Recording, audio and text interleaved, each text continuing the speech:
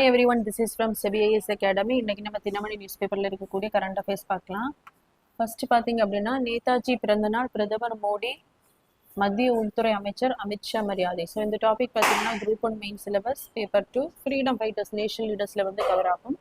So நேதாஜினுடைய பிறந்தநாள் பார்த்தீங்க அப்படின்னா ஜனவரி 23. ஸோ அதை முன்னிட்டு தான் அவருக்கு வந்து மரியாதை வந்து செலுத்தப்பட்டுள்ளது. ஸோ 2018ஆம் ஆண்டு பார்த்தீங்க அப்படின்னா மத்திய அரசு அந்தமான் நிக்கோபர் தீவுகளில் உள்ள அந்த ரோஸ் தீவுக்கு பார்த்தீங்க அப்படின்னா இவரை சிறப்பு செய்யும் பொருட்டு அந்த ரோஸ் தீவுக்கு நேதாஜியோட பேரை வந்து சூட்டி இருக்காங்க.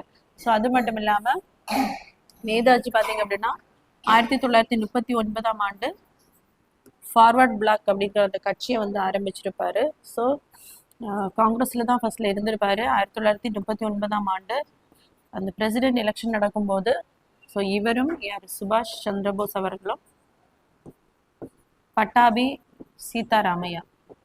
ஸோ பட்டாபி சீதாராமையா காந்தியினுடைய ஆதரவாளர் சீதாராமையா. ஸோ இந்த எலெக்ஷன்ல பார்த்தீங்க அப்படின்னா சுபாஷ் சந்திர போஸ் வந்து வெற்றி பெற்றிருப்பார். அதனால காந்திக்கும் இவருக்கும் வந்து கருத்து மோதல் ஏற்பட்டிருக்கும். அதனால அந்த கட்சியிலிருந்து விலகி 1939ஆம் ஆண்டு ஃபார்வர்ட் பிளாக் அப்படிங்கிற கட்சியை வந்து ஆரம்பிச்சிருப்பாரு.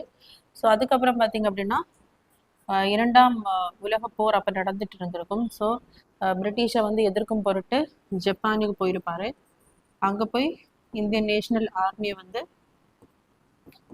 கைப்பற்றி பிரிட்டிஷுக்கு எகெயின்ஸ்டா போராடுறதுக்கு வந்து வியூகம் வந்து வகுத்திருப்பாரு.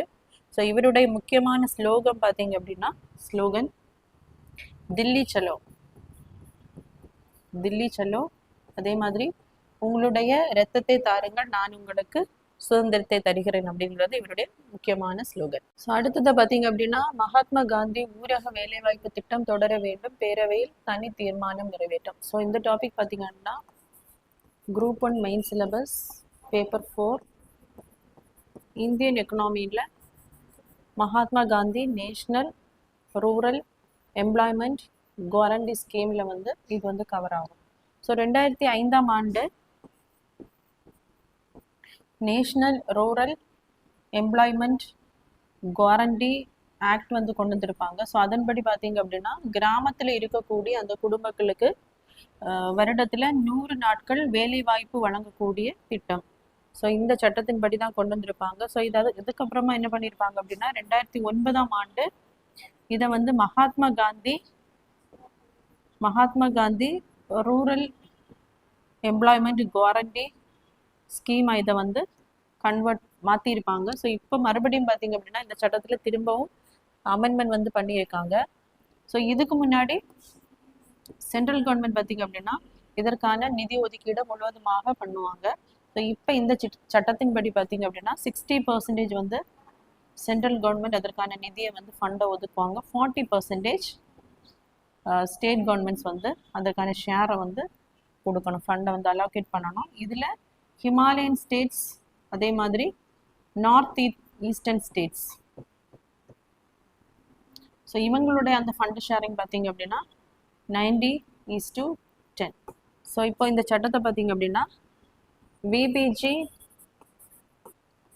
ராம்ஜி அப்படின்னு பேர் மாற்றம் பண்ணியிருக்காங்க. அதாவது விக்ஷித் பாரத்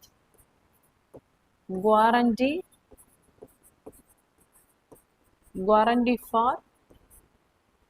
for